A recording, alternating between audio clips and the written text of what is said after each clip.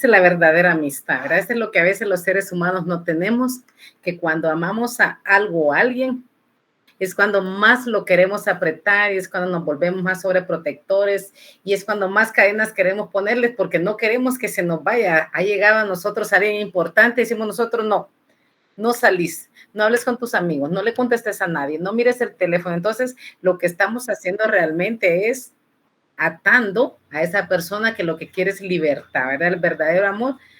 Se dice mucho aquella frase tan, ahí sí que, mire, tan desgastada. Si amas algo, déjalo libre, si regresa es tuyo, si no, nunca lo fue. Es desgastada esta frase, pero es una realidad. Así es de que yo les deseo ya a todos una linda noche. Les deseo de antemano un feliz día del amor y la amistad. Usted sabe que puede contar conmigo, no hoy ni mañana, no que siempre.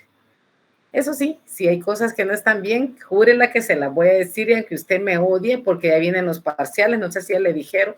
Ahorita yo soy linda, pero después no lo voy a hacer cuando ya miran el resultado. La licenciada me preguntó lo que no me enseña y que la licenciada es aquí. Ya le dije, me baño a diario con margarina, así es de que mire, se va de largo. Botellita de Jerez, digo yo cada vez. Así es de que su suerte, ¿verdad? Si es que no se me vaya a enojar conmigo, no se enoje conmigo porque a mí, mire, sí, yo hago lo que a mí me gusta y lo que a mí me encanta es la docencia. Pero eso no quiere decir que porque a mí me encanta la docencia, yo le voy a regalar el curso a usted. No, mi amor, fíjese que regalarle el curso a usted no le demuestro que lo quiero, que lo amo, que es importante, al contrario, le voy a hacer daño. Le voy a hacer daño porque usted no va a aprender, aunque sea poquito, aunque sea subrayar el código que aprenda, pero va a aprender. Y cuando esté en los privados me lo va a agradecer, así es de que no se pelee conmigo, ¿sí?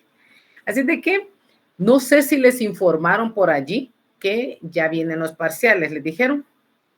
No. Pues miren, hay unos que empiezan el 20, yo creería que el 20 de febrero, o sea que el próximo lunes, ¿verdad? Ya empiezan algunos. Entonces, la información de ustedes no me la han trasladado. Lo que sí sé que yo el próximo lunes sí tengo un examen ya.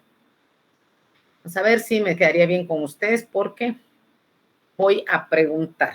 Porque si es en el horario de por cuestiones de los estudiantes, entonces yo le avisaría a usted siempre el día viernes si no me han trasladado el calendario. Yo sé que sí empiezan el 20, si no le han trasladado a usted la información, pues entonces ya por ahí la van a estar trasladando. Quiero agradecer de antemano a aquellos, se lo agradezco porque fue una clase asincrónica, yo quiero que usted aprenda a leer. Cuando a usted le dijeron, mira, me va a meter a derecho, ay no, yo no me meto a derecho porque ahí es leer, leer, leer. Y es lo que menos ha hecho usted, ¿verdad? Leer. Usted lo que ha hecho es copiar, copiar, copiar y, ¿verdad? Conectarse con sus amigos y ha copiado mal. Por eso es que en algunos no le ha ido muy bien. Entonces, cuando nosotros nos dijeron derechos de lectura, aprenda a leer. Mire, de verdad, desempolve su cerebro, desembótelo. Le va a ayudar grandemente. ¿Por qué? Porque usted tiene la capacidad. Si usted está en el quinto semestre, no es por gusto. Mire, el quinto semestre, mis respetos. ¿Cuántos catedráticos lleva aguantando usted? 25. ¡Wow! Usted es sorprendente, mano, diría alguien por ahí. Puchica, imagínese aguantar a 20 catedráticos, todos somos diferentes, unos somos más tóxicos que otros, otras más. Miren, habemos de todo. Puede ser que yo se le he dicho a usted la de laboral, dirá, a mí la licenciada me cae mal, pero le tiene que hacer porque yo lo voy a examinar, así es que no me lo puede demostrar tan descaradamente. Así de que gracias por leer este documento. Leímos el día viernes, que fue lo que les dejé, la naturaleza del derecho al trabajo, y veíamos, ¿verdad?, que el derecho laboral es una disciplina autónoma. Eso fue lo primero que vimos con todas las demás ramas del derecho que puedan existir. Y entonces se va a determinar cuál es, ¿verdad?, su pertenencia, cómo se le ubica en el derecho público, en el derecho privado, en el derecho mixto y en el derecho social. Entonces, ahí se explican brevemente, yo le dejé un pequeño resumen. Entonces, como usted ya leyó este resumen, vamos a ir hoy directamente para que usted no se me pierda, ¿sí? Léalo, lea siempre lo que uno le deja claro. Le decía a usted, vamos a tener un punteo, sí va a tener un punteo, no crea que eso no va a tener punteo, sí va a tener un punteo. Si usted lo trabajó, siempre y cuando el día que se estableció. Entonces, esto fue lo del documento que leímos o leyeron ustedes el día viernes, lo que es la concepción privatista del derecho al trabajo, la publicista, la dualista y la concepción social, ¿verdad? Eso es lo que nosotros, pues, tenemos esa lectura. Lo único extra serían las fuentes del derecho de trabajo. Entonces vamos a tratar de abordarlo así rápidamente, en virtud que usted ya sabe de qué vamos a hablar. Entonces, igual, tanto el documento como lo que usted tiene a la vista, que es la clase el día de hoy, que ya está subida también claro, eso pues es lo que yo le voy a evaluar. Siempre se lo he dicho. Algo extra que yo le voy a evaluar solo es el código de trabajo y alguna ley, los convenios. Eso sí se lo voy a evaluar. Pero que yo le voy a evaluar de algún libro, así licenciado, usted nunca nos dio el libro, tiene derecho a reclamarme y a que yo le ponga 30 sin necesidad de revisión de examen. Pero yo le voy a evaluar de las diapositivas y ese documentito y le voy a decir el día viernes cuál es el convenio que viene en el examen para que usted lo vaya tomando en cuenta y empiece a estudiar. Bueno, vamos a empezar el día de hoy con lo que es la naturaleza, ¿verdad? Cuando hablamos nosotros de esa naturaleza, previo a ello, pues nosotros vamos a ver que la naturaleza jurídica del derecho laboral, pues son 4. Usted por ahí las tiene y debemos comprender que en la naturaleza, cuando hablamos de naturaleza, debemos comprender el origen, el nacimiento. ¿Cuál es su naturaleza? Estar todo el tiempo empurrado. Esa es su naturaleza. ¿Cuál es su naturaleza? Andar siempre sonriente y positivo. Sí. Y usted me va a decir, licenciada, es difícil en estos tiempos andar uno riéndose y contento con todas las circunstancias. Fíjese que es bien fácil. Es bien fácil sonreír y estar siempre contento, aún en las circunstancias de la vida. ¿Sabe por qué? Porque si usted tiene vida, está de pie, es una razón para darle gracias a Dios a cada instante, decirle, Señor, gracias porque no me ha llevado. A que todos queremos ir al cielo, pero nadie se quiere morir. Es una situación en la que nosotros decimos, bueno, sí, pues me quiero ir, pero no todavía, ¿verdad? Déjame otros años más, Señor, que mis hijos crezcan, que mis hijos se gradúen, que me encuentre un buen hombre, que me haga feliz. Mire, son tantas las situaciones que nosotros tenemos que tenemos que dar gracias a Dios. Entonces, cuando nosotros vemos esas circunstancias, es cuando vemos que esa es nuestra naturaleza. Nosotros nos enseñó mamá, nos enseñó papá a ser fuertes ante las circunstancias. Entonces, el origen de las cosas, el principio, el proceso. Esa es la esencia de cada uno de nosotros, ¿verdad? Solo un momentito. Deme un momento. Permítame. Es que fíjese que yo tengo una clase. Solo le voy a bajar el volumen porque supuestamente estoy haciendo lo que usted hace. Mire, estoy en clase, pero no estoy en clase, ¿verdad? Porque ahorita inició mi clase, entonces me conecté, pero yo le estoy dando la clase a usted. Entonces, vea usted que tenemos aquí la naturaleza jurídica, da a conocer el origen, la esencia misma de una institución, en este caso del derecho de trabajo. ¿verdad? Y para ello vamos a contar que la naturaleza jurídica del derecho de trabajo es importante conocer.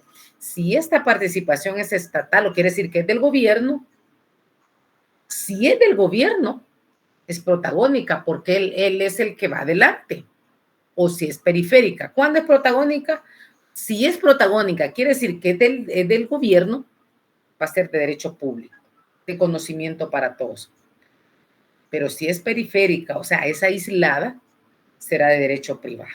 Entonces vemos que esa naturaleza, por eso es que usted lo vio el día viernes, ¿verdad? En el documento, la naturaleza se fundamenta en esa utilidad, en esa necesidad que se tiene de crear, de fijar, de regular normas que preserven el respeto al trabajo. Eso es lo que se busca. Afirmar la dignidad de la persona, al trabajador, afirmar, ¿verdad? La defensa. ¿Por qué? Porque hay que defender a la parte desprotegida. ¿Y quién es la parte desprotegida? Usted y yo. ¿Por qué? Porque las autoridades laborales tienen que estar de nuestro lado. Entonces, aquí se va a tipificar las conductas que puedan realizar los patrones y los trabajadores que puedan ser considerados también, porque hay que reconocer, si bien es cierto que nosotros conocemos, dependemos, existen 10 principios que nos ayudan, individuo prooperario, el principio de titularidad, de las garantías mínimas. Recuerden ustedes que también siempre hay personas que abusan de ese derecho, ¿verdad? Que pueda darse porque, bueno, yo soy el trabajador, entonces, ¿qué es lo que tengo que hacer yo? Lo que tengo que hacer es realmente portarme mal y a mí el Estado, el derecho, la norma me va a proteger. No precisamente. Entonces, por eso se establece que el derecho si es protagónico cuando es estatal, cuando es del gobierno, el protagonista es él. Eso no quiere decir que le está dando los derechos mínimos ni puede violentar las garantías mínimas que todo trabajador tiene. Y si es periférica, entonces vamos a hablar de un derecho privado. Vamos a partir en este momento de esas concepciones que fueron las que vimos el día, bueno, no vimos, leímos. Son 4. Las 4 van a ser objeto de evaluación. El documento que le di y el trabajo que tiene ahorita a la vista le va a servir para que se apoye. Entonces, le comento, si nosotros no tuviéramos clase el día lunes, el viernes sí, y inician los exámenes, entonces yo lo voy a evaluar hasta lo que veíamos el día viernes, o sea, la clase 7. Si ustedes inician una semana después, hasta la clase anterior al examen, vamos a realizar. Ahora bien, si hay un examen póngale que a usted le toca la clase 7 el día viernes, entonces yo con la de antelación, así es que no se vaya a preocupar, aunque yo se la dije ahí, no la estudie, déjela para el próximo parcial.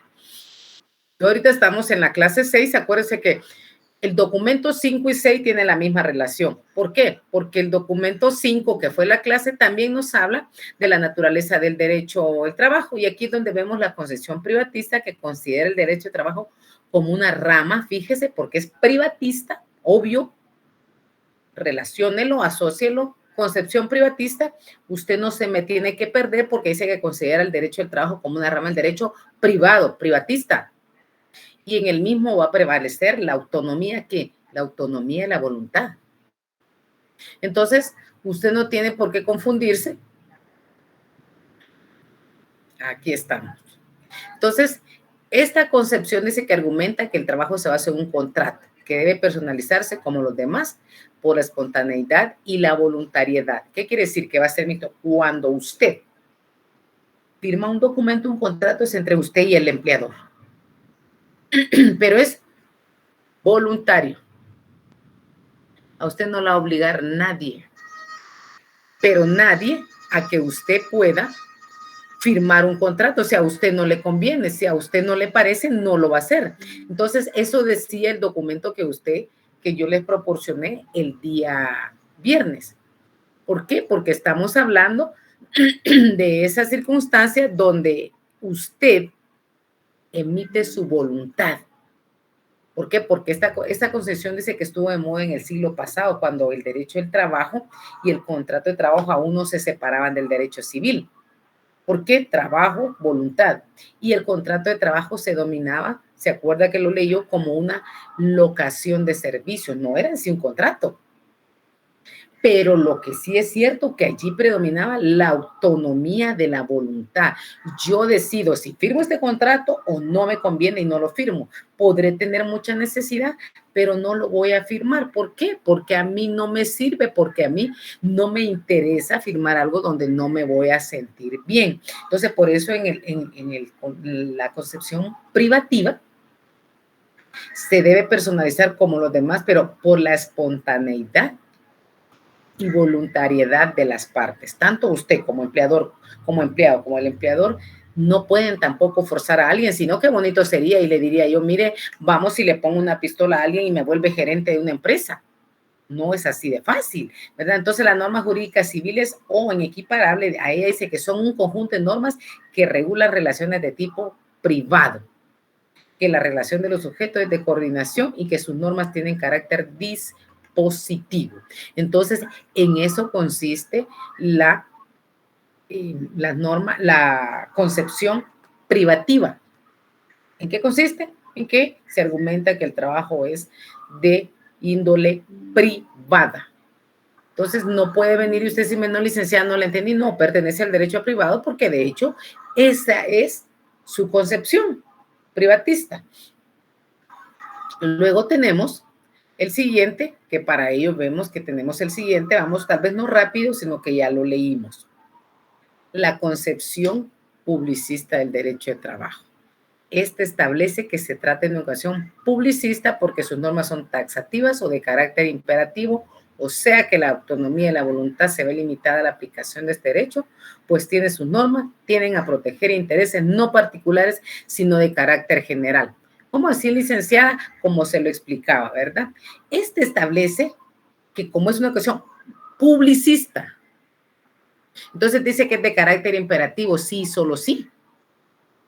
Entonces recuerde usted que dice que sus normas tienden a proteger los intereses no particulares, sino de carácter general. Aquí, bueno, a mí me conviene entrar a trabajar a las 10 de la mañana. Fíjese que yo vivo en Amatitlán.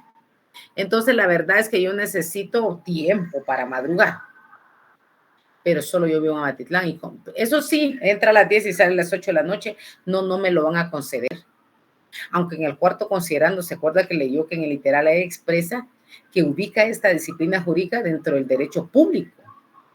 Entonces, esta disposición establece que el derecho de trabajo es una rama del derecho público porque cuando se aplica el interés privado, no debe ceder ante el interés social o colectivo. No podemos hacer eso. Esa es una de las características y este es uno de los principios y esta es una concepción. No debemos proteger solo los intereses de los particulares, sino que es de carácter general. Claro, en algunas determinaciones, empresas, instituciones, no es que no se sepa aplicar la norma. Lo que pasa es que hay personas y por conveniencia, jóvenes, es que se logra beneficiar a un grupo. Pero eso no está dentro del derecho de la concepción publicista. No debería. ¿Pasa? Sí pasa. ¿Qué puede hacer usted? Mi amor, solo le voy a decir esta palabra bien fea, pero se me vino a la mente y como estamos entre adultos, lo decimos todo. ¿Qué tenemos que hacer cuando vemos que una circunstancia, una disposición favorece al mínimo y afecta al general? ¿Qué decimos nosotros? Solo nos queda apretar, la verdad. Porque ¿qué vamos a hacer? ¿A qué sí? Nada. Entonces, no, sí favorecen a una sola. ¿Es eso correcto? No es correcto. Pero lo que sí es cierto es que sí se puede dar en determinado momento, ¿verdad? Entonces, esta es la concepción publicista. Como tiene el documento, se acuerda que tiene el documento, entonces ahí lo debe relacionar ipso facto con el cuarto considerando literal E. Allí no se va, le va a dar mejor un recordatorio cuando usted le toque estudiar o buscarlo para el examen. Luego encontramos la tesis dualista del derecho del trabajo. Aquí vamos a ver todos los individuos, todos los personajes que pertenecen al derecho, todos los que son sujetos de la relación laboral. Cuando hablamos de la concepción dualista, esta sostiene que el derecho de trabajo está integrado por normas de trabajo como normas de derecho privado. ¿Por qué? Porque el derecho de trabajo, recuerde que es un derecho unitario y comprende normas de derecho público y derecho privado que no se pueden separar porque están íntimamente ligadas. Porque ahí donde el derecho del trabajo es un derecho público, también tenemos un derecho privado, pero también está la inversa. Por ejemplo, uno de los ejemplos que le colocaba para que usted comprendiera de mejor manera era la medida de protección a los trabajadores. Entonces ahí encuentra su fundamento en la relación de trabajo del derecho privado, pero suponen o son completadas por el derecho público, cuando se trata de la garantía del salario, el seguro social. Entonces aquí vemos que las personas, como esta concepción le va a firmar por una parte el derecho al trabajo, la tutelaridad de los intereses privados, pero también los intereses de la colectividad. Estos ya le pertenecen al derecho público, no pueden ser privados. Entonces depende, ¿verdad?, de esos contratos privados, pero que va a beneficiar. Usted, para ser parte de una empresa, debe firmar un contrato, ¿sí? Pero no le van a decir, mire, vengan los 40, 50, 6, 4, 5, 100 o 200 personas, porque Álvaro Vinicio va a firmar contrato. Esos sujetos de la relación laboral solo está empleador y empleado. Ah, bueno, entonces es privado. Pero ¿qué sucede cuando usted sale al conglomerado y le van a presentar? Miren, les vamos a presentar nueva compañerito y cuando usted mira como 100 gentes. En algunas empresas lo hacen, en otras solo le dicen, mire, vaya a hablar allá con el fulano y él lo va a poner. Y cuando usted lo miran como que es bicho raro, ¿ah? Pero lo que sí es cierto es que usted va a formar parte de esa colectividad. ¿Sabe qué es lo primero que le pregunta? El primero que se atreve y se hace su amigo. Vos, ¿y cuánto vas a ganar? ¿Verdad? ¿Se da cuenta? Ahí entra, mire, el derecho, la tesis dualista. ¿Por qué? Es privado y a la vez público. Es lo primero que le preguntan. Mira, ¿y cuánto te van a pagar? Disculpa si no es indiscreción, ¿verdad? Vos, no es indiscreción, es el chute. No es indiscreción. Entonces le dicen, pues, y disculpa si no es indiscreción, ¿cuánto vas a ganar? Entonces ya a usted se le cae viendo ahí qué, y usted le miente, ¿verdad? 5,000 y a usted le van a pagar 10,000. Porque el empleador, como es privado, le dijo, mire, usted va a ganar 8,000, pero no vaya a decir afuera, porque fíjese, como usted viene recomendado por un diputado, entonces a usted le vamos a pagar mejor. Por un amigo y esto. Bueno. Lo único que usted no tenga pena, usted puede ir a la hora que quiera. Si quiere agarrar 2 horas de almuerzo y si un día no se quiere levantar, no venga. Mire allí cómo va afectando la tesis anterior que veíamos, que ahí es donde le digo que realmente se dan esos roces, ¿verdad? Se dan esos roces de la concepción publicista del derecho de trabajo. ¿Por qué? Porque entonces las normas a veces son taxativas o de carácter imperativo, sí o sí. Entonces, vea usted, cuando usted mira esto, entonces para que comprendamos esta teoría, aquí es donde está esta teoría, que puede ser una teoría, la tesis dualista. Pertenece al derecho público porque usted va a formar parte del conglomerado, va a ir a comer con los compañeros, va a tener el comedor, es común a todos. Las áreas de los sanitarios es común a usted. Eso es de carácter general. Sería mucho que a usted le digan, mire, Gustavo, usted le vamos a dar un sanitario solo para usted. Aquí está la llave, mire, solo usted se va a sentar y se va a parar ahí. De ahí nadie. No, todas las áreas comunes e incluso el trabajo es parte de la relación laboral. Lo que no es del conocimiento de todos hasta que usted lo dice es la firma del contrato. Entonces, por eso se dice que la tesis es dualista, porque se dan esas circunstancias. Le va a tutelar intereses privados, pero también de carácter general. ¿Por qué? Porque puede ser que usted le diga, mire, vos y cuánto vas a ganar. Pues a mí me dijeron 5,000. Dice el otro que tiene como 5 años. Está bueno, entonces. Eso ganamos todos. Aunque a veces, aunque yo vieras que cuando yo vine aquí empecé ganando 2,000, vos rayado, porque vos de una vez te pusieron los 1,000, todo el mundo le va a decir eso a usted, rayado. ¿Y por qué vos por quién venís? Le preguntan después a uno, ¿Y a vos quién te recomendó? ¿Y a vos quién te dijo? Y dan unos ganas de contestarle, mira, anda, comprate unos tus botones, ¿verdad? Pero uno como está tímido, chiviado y todo. No, no, amigo, yo lo vi en el periódico. Entonces, vea cómo se da esa tesis dualista. Luego tenemos el derecho de trabajo como un derecho social. Ese derecho social dice que algunas corrientes no le dan el carácter de derecho público ni derecho privado. ¿Por qué? Porque el derecho al derecho de trabajo lo sostienen como un derecho social. ¿Se acuerda que lo quisieron nominar así?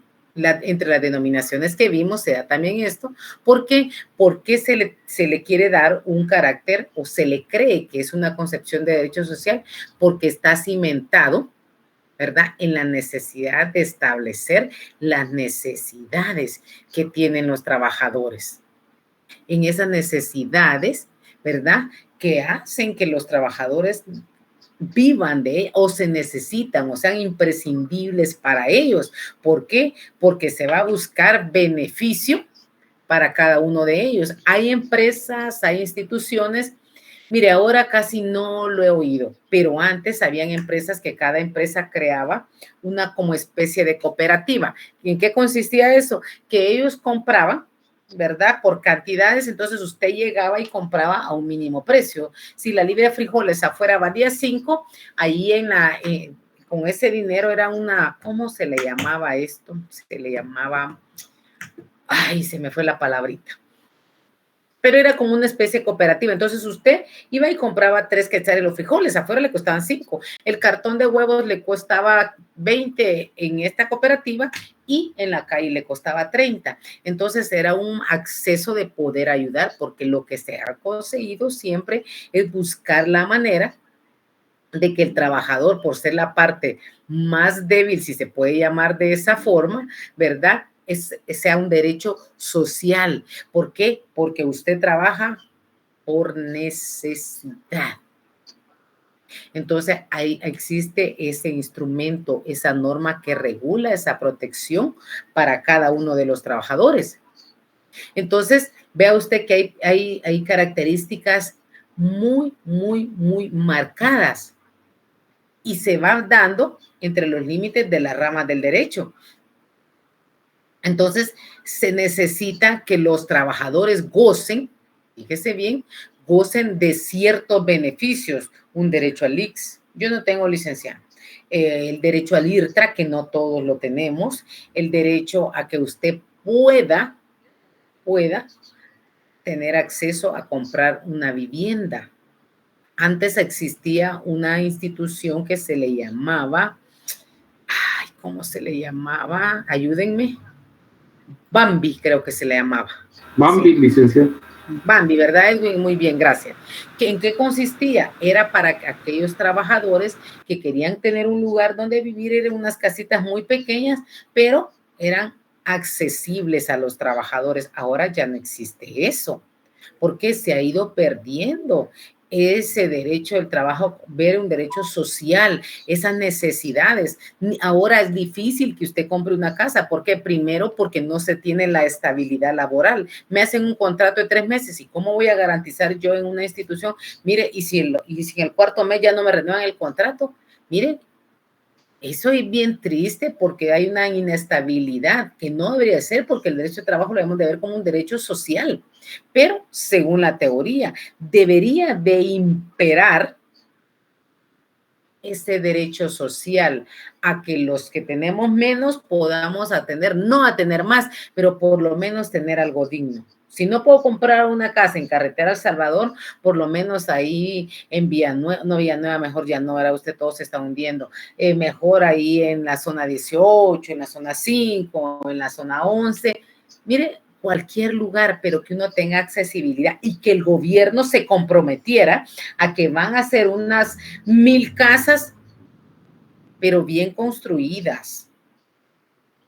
Entonces, se ha perdido esa parte importante y se ha perdido porque el Ministerio de Trabajo y Previsión Social no establece y la gente llega, pero no sabe qué llega a hacer. La gente llega a un puesto, pero como ahí tiene sus trabajadores, ¿verdad? Bueno, ¿y aquí qué voy a hacer? A mí me pusieron de jefe. Por eso dicen, ¿verdad? El que sabe, sabe y el que no es jefe.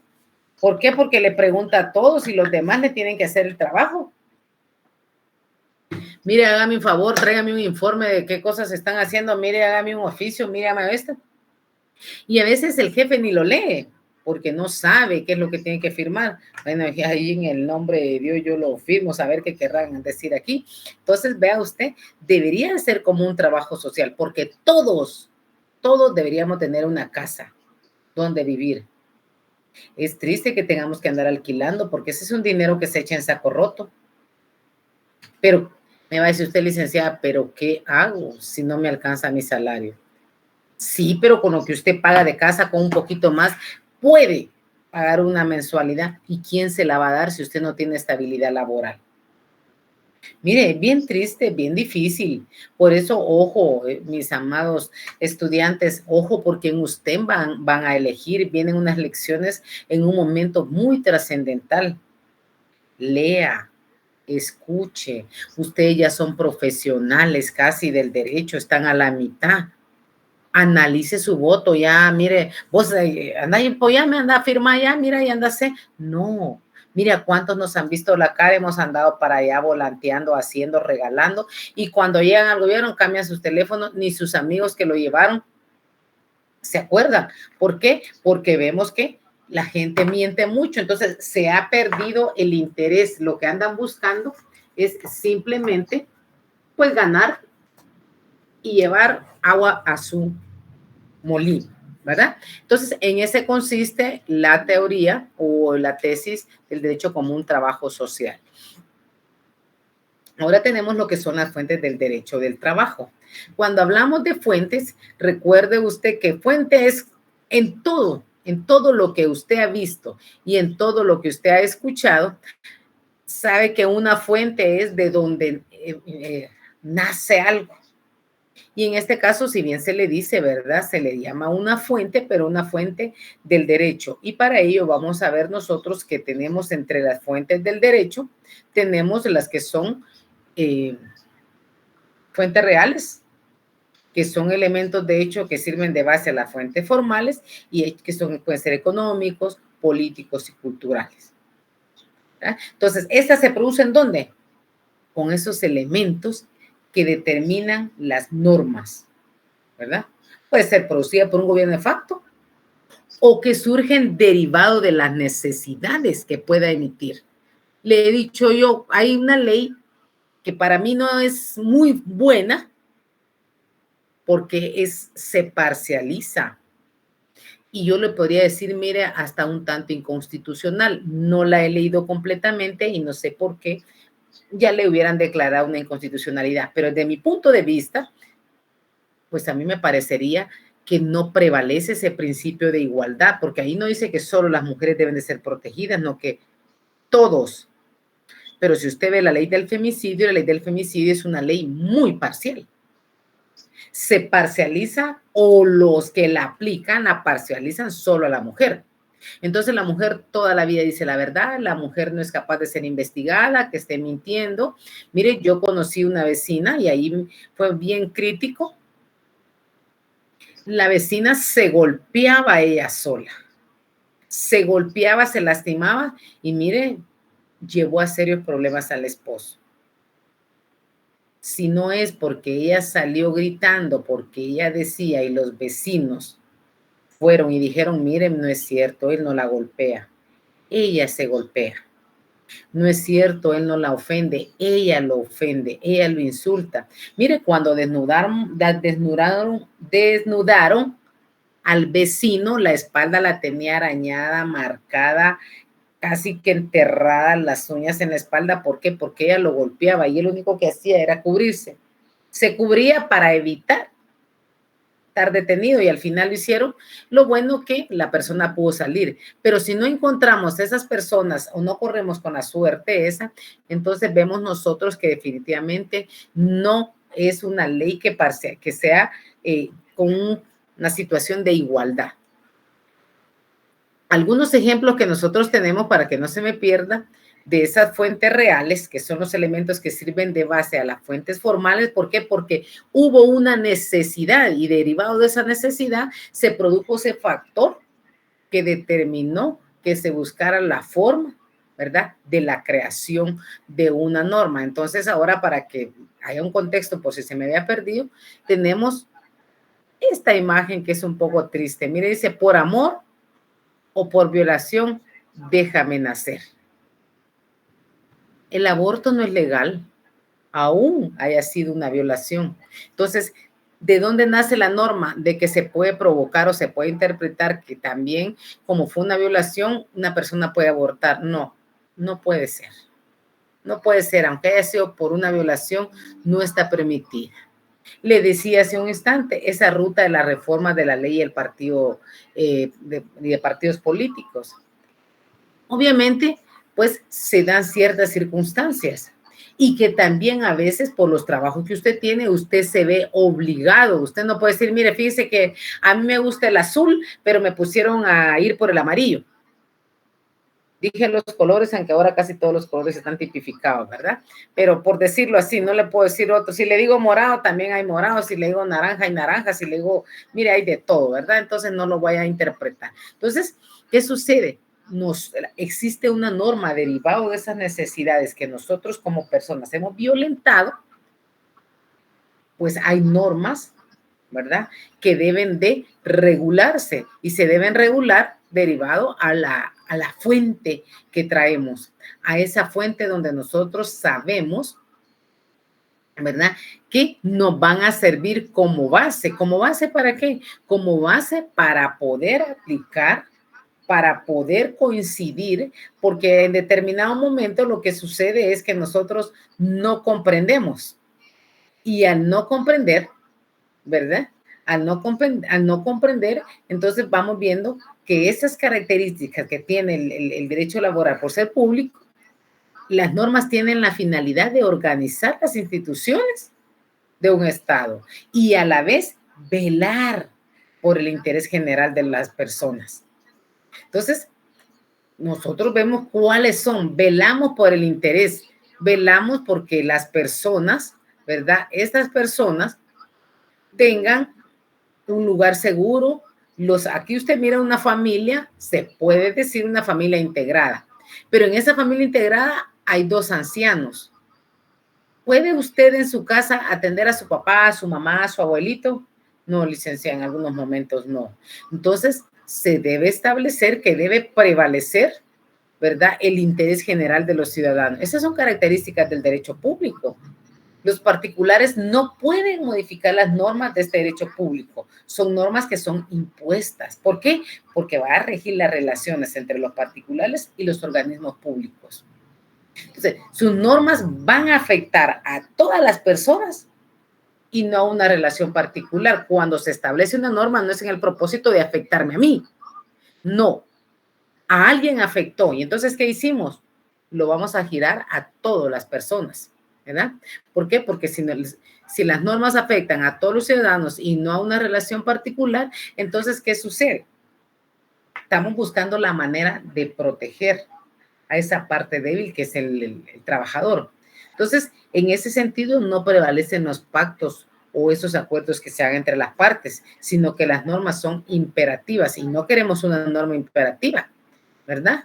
Entonces, cuando hablamos, por eso hablamos de esa naturaleza jurídica del trabajo, por su nacimiento. Entonces, ahora ya que hemos recordado y hemos establecido, las fuentes del derecho tienen un antecedente histórico siempre. ¿De dónde se nacen? ¿En qué momento es fuente real? Ahora vamos y continuamos con las fuentes formales. ¿Cuáles son las fuentes formales? Dice que son las producidas por el proceso formal de una creación de una norma jurídica.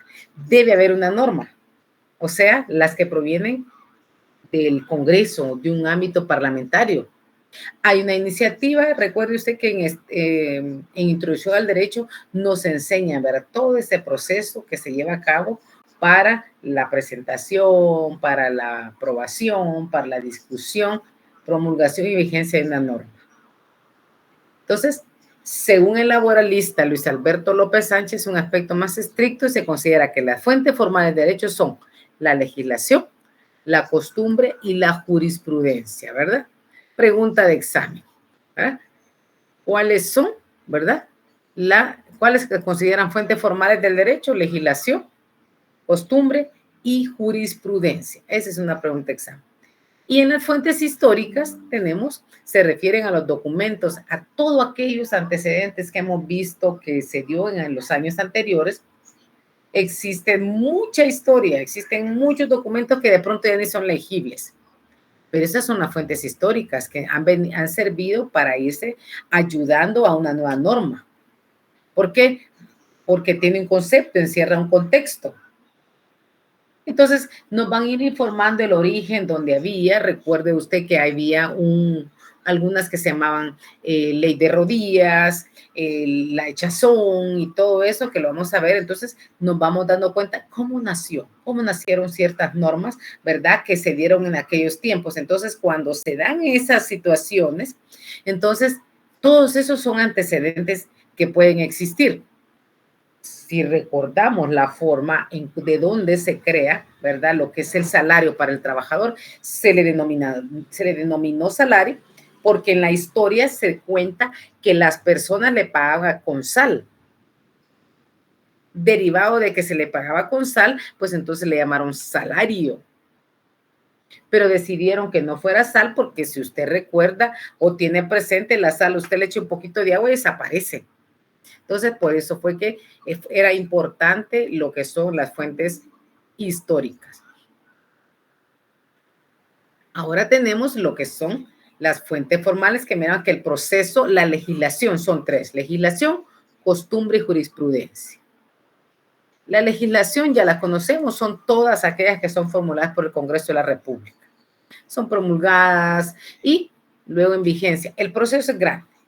La iniciativa de ley, y de ahí poco a poco se va dando paso tras paso hasta llegar a su promulgación, declarada su vigencia.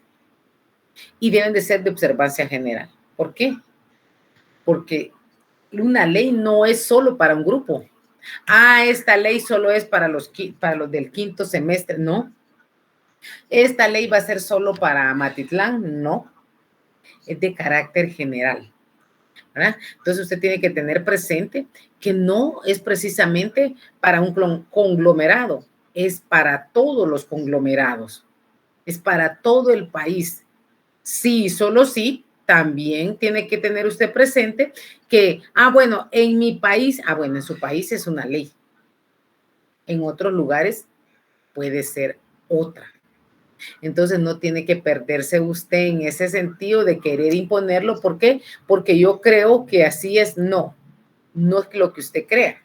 Si bien es cierto que son de carácter general, es de carácter general para el lugar donde usted vive, donde usted se concentra, donde usted tiene su economía, donde usted trabaja. O sea, todo el territorio. Saliendo de Guatemala, bueno, entonces aquí estamos hablando en otras circunstancias. Entonces son las normas, ¿quién la rigió? El Congreso de la República de mi país.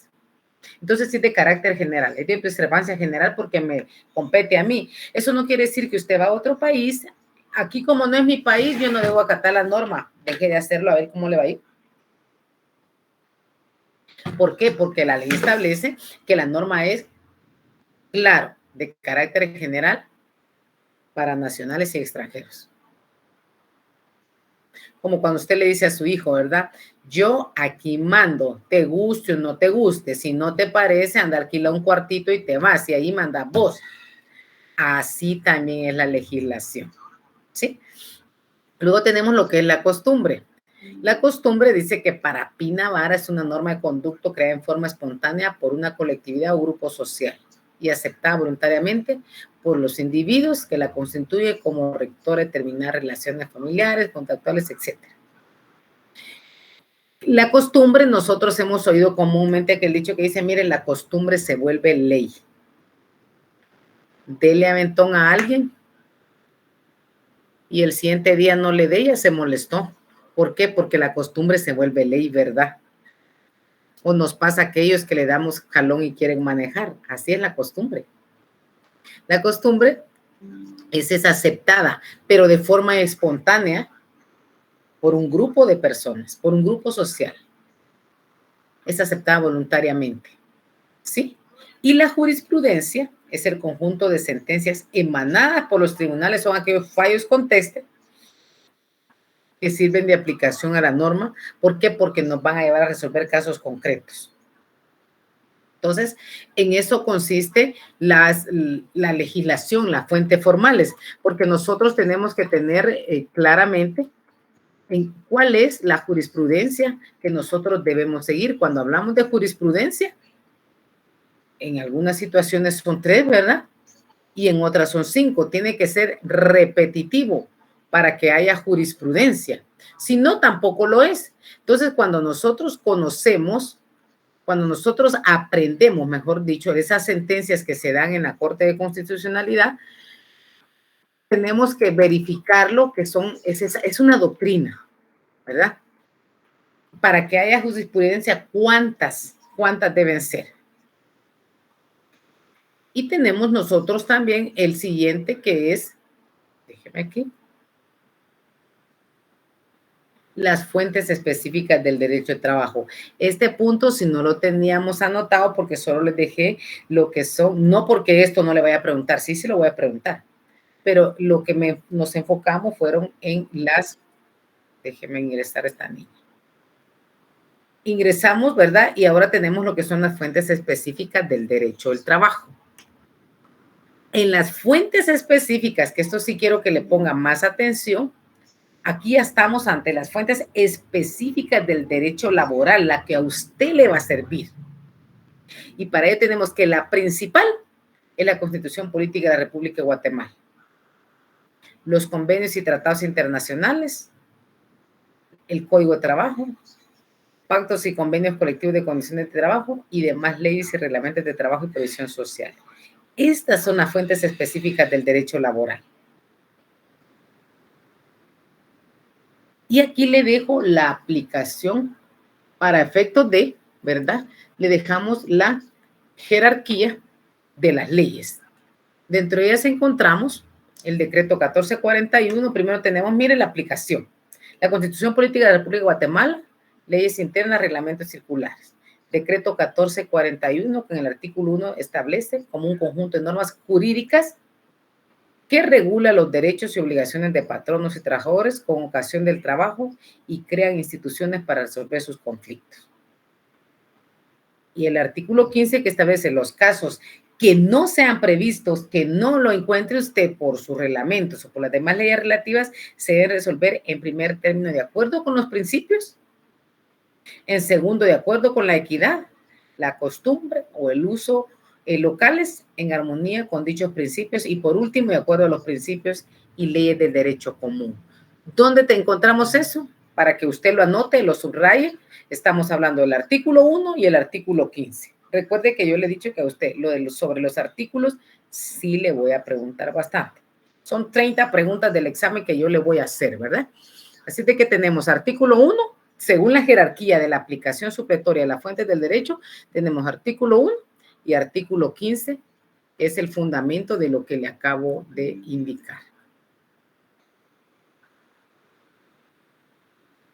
Aquí le dejo también, para que lo vaya anotando, el artículo 16, que cuando se diere ese conflicto entre leyes de trabajo y previsión social con las de cualquier otra índole, deben predominar ¿cuáles?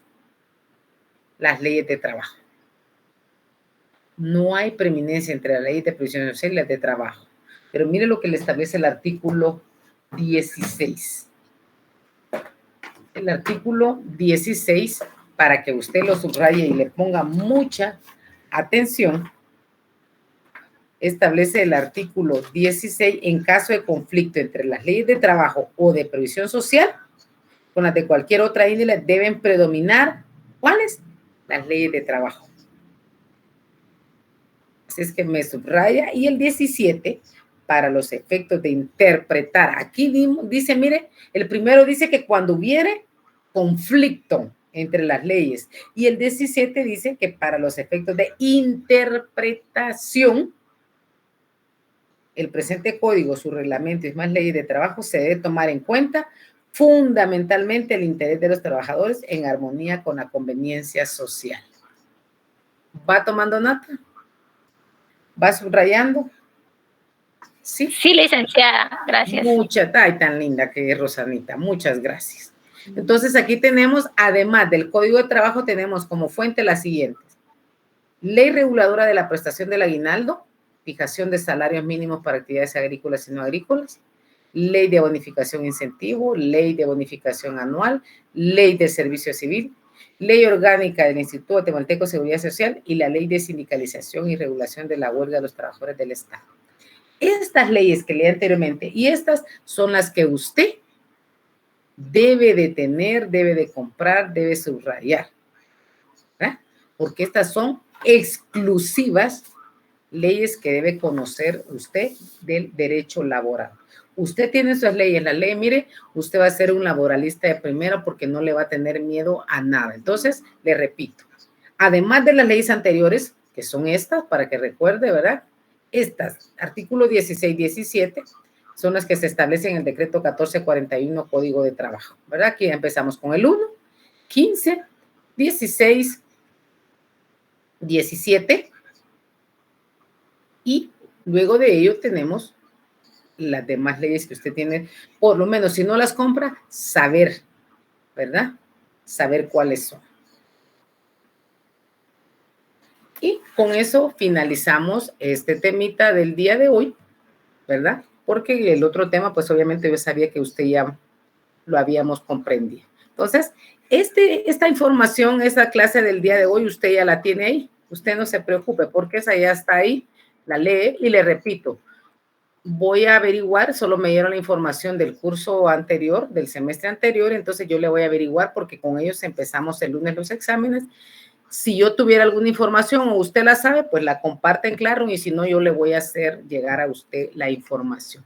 Así es que gracias por su atención, preguntas, comentarios y si no, pues yo me quedaría por ahí y le mando un abrazo por el Día del Cariño. Gracias, licenciada. Gracias, licenciada. Gracias, Gustavo. Pasen buenas noches. Buenas noches. Se cuidan. Pasen buenas noches. Gracias. Buenas noches, que Dios me los bendiga y nos vemos el viernes si Dios así lo permite.